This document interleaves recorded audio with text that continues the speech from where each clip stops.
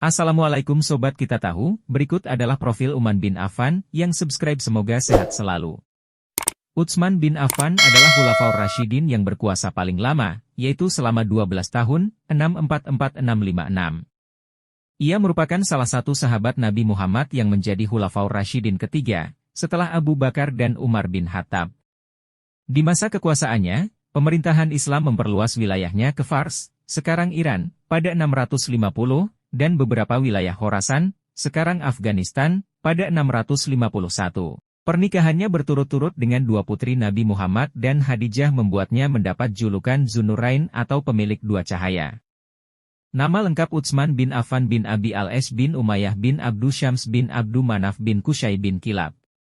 Ia berasal dari Bani Umayyah, ayahnya bernama Affan bin Abi al-As dan ibu Khalifah Utsman bin Affan bernama Arwa binti Quraisy.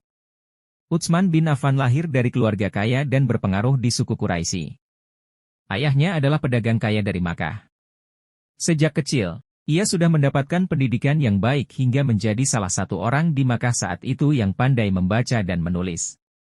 Sebelum datangnya Islam, ayahnya meninggal dan meninggalkan warisan yang cukup besar. Berbekal warisan tersebut, ia memantapkan diri sebagai seorang pedagang, seperti ayahnya.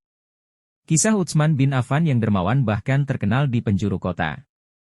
Ia kemudian melakukan perjalanan bisnisnya hingga ke Syam dan Habasyah untuk memperluas jaringan.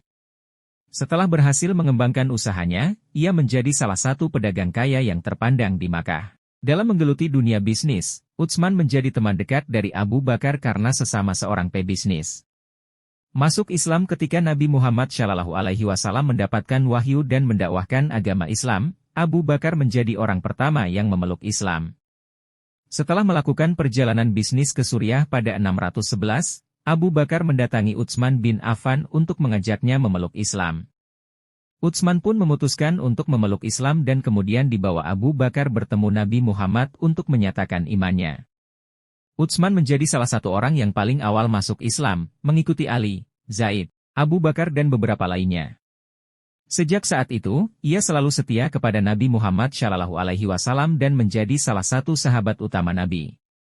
Ketika mendapat seruan untuk hijrah ke Madinah, Utsman menjadi salah satu orang yang berangkat dan menemani Nabi Muhammad SAW menyebarkan Islam hingga akhir hayat Nabi.